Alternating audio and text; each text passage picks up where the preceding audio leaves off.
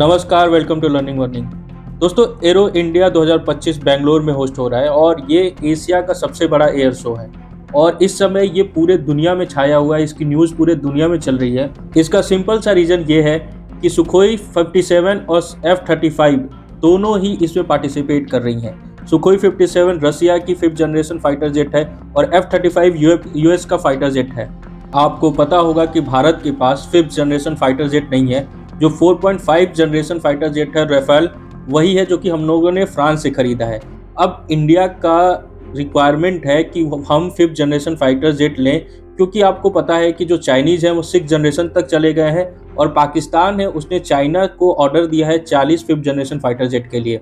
तो ये ज़रूरी है कि हम अपनी कैपेबिलिटी को बढ़ाएं, क्योंकि आपको पता है कि दोनों साइड से हम दुश्मनों से घिरे हुए हैं। अब जब हम तेजस की बात करें, जो इंडियन है, मेक इन इंडिया की बात होती है, तो अगर इसकी हिस्ट्री देखें तो जो पहला कॉन्सेप्चुलाइजेशन हुआ था तेजस का वो 1984 में हुआ था और जो पहली फ्लाइट हुई थी वो 2001 में और इसके बाद फिर एयरफोर्स ने पहला ऑर्डर प्लेस किया था 2010 में और आज तक ये जो ऑर्डर है वो कंप्लीट नहीं हो पाया है। और इसको लेके जो हमारे एयर चीफ मार्शल हैं उनका स्टेटमेंट आया है कि जो हमने आज तक 40 प्लेन ऑर्डर किए वो नहीं मिला है, तो हम किस तरीके से भरोसा करें। और उन्होंने ये बोला है कि हमें प्राइवेट सेक्टर को और इन्वॉल्व करना चाहिए इसके अंदर, जिससे HAL जैसी कंपनियां जो कि 20-20 साल 22-22 साल तक लेट करती हैं वो ना कर सके, उनके अंदर कंपटीशन रहे, उनको डर रहे कि उनका जो कॉन्ट्रैक्ट है वो टर्मिनेट हो जाए। तो आइए सुनते हैं कि जो एयर चीफ मार्शल है उन्होंने इसके बारे में क्या कहा।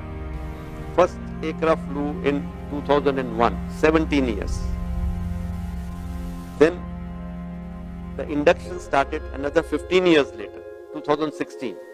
Today we are in 2024. I do not have the first 40 aircraft also.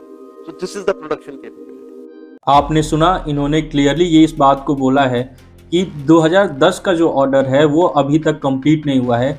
तो ये एक तरीके से इन्होंने एक स्टेटमेंट और बोला है जिसमें उन्होंने बोला कि अगर टेक्नोलॉजी लेट हो जाती है तो फिर उस टेक्नोलॉजी का कोई मतलब नहीं रह जाता। तो सेम अगर हम देखें तो इंडिया को टोटल 42 स्क्वाड्रन जो है वो सैंक्शन है, लेकिन अभी जो प्रेजेंट में स्ट्रेंथ है वो 31 है, मतलब 31 है बस हमारे पास, जो कि हर स्क्वाड्रन में 18 फाइटर जेट है। तो आप समझिए कि हम कितना पीछे चल रहे हैं। और क्यों रिक्वायरमेंट है 5th जनरेशन फाइटर जेट का, क्योंकि आप एक साइड देखिए कि पाकिस्तान चाइना से खरीद रहा है और चाइना जो है वो 6th जनरेशन पे चल रहा है। तो हमें ज़रूरत है कि हम 5th जनरेशन फाइटर जेट पे जाएं।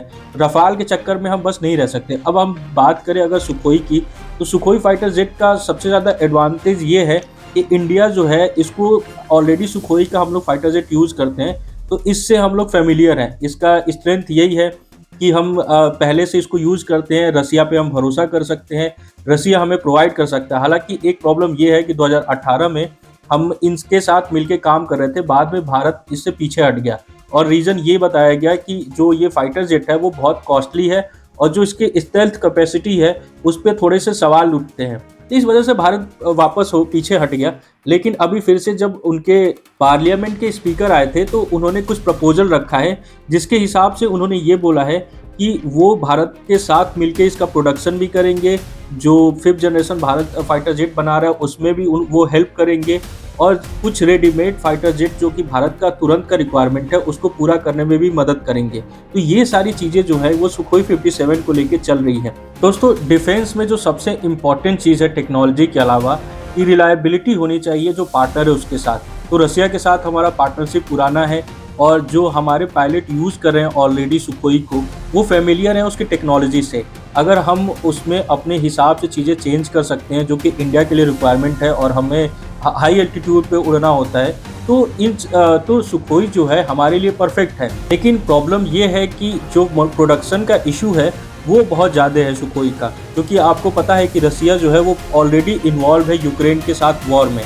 तो अब किस तरीके से इंडिया इसको नेगोशिएट करता है, कैसे आगे बढ़ता है, किसके साथ डील साइन करता है, वो देखने वाली चीज़ है।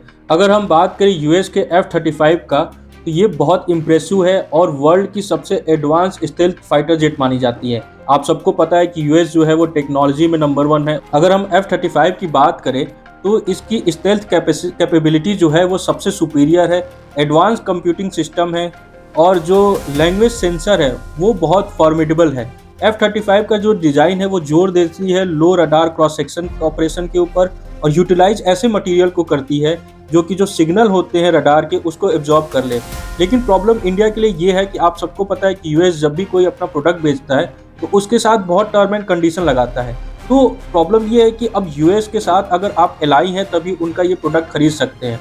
दूसरी चीज़ ये है कि यूएस जो है वो पूरी दुनिया में कहीं ना कहीं कुछ ना कुछ करता रहता है, तो आप उनके हिसाब से चलेंगे तभी ये प्रोडक्शन दे पाएंगे। आप एक एग्जांपल के लिए देखिए तो इंडिया ने 2023 में 99 जेट इंजन खरीदा था यूएस से, और डिलीवरी का जो टाइमलाइन था वो 2023 अप्रैल में शुरू होना था।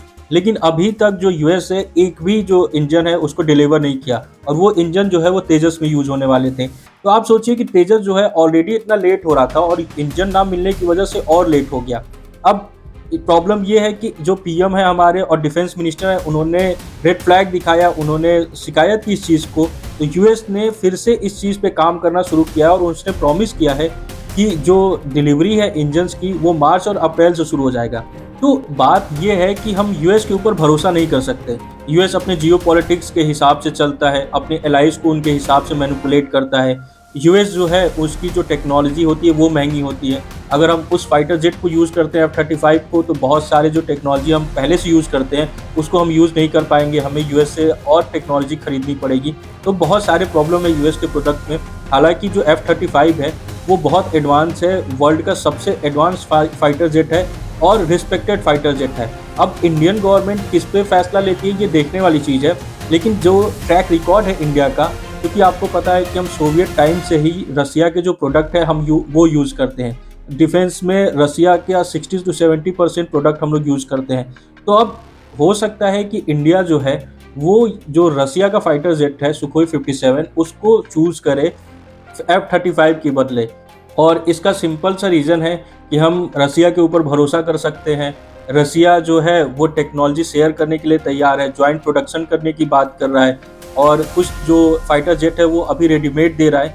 तो अब देखने वाली चीज़ है कि इंडियन गवर्नमेंट किसको चूज़ करती है, रशियन 57 को या यूएस F-35 को। दोस्तों, आपको अगर वीडियो हमारी अच्छी लगे तो प्लीज़ लाइक और सब्सक्राइब करें। धन्यवाद।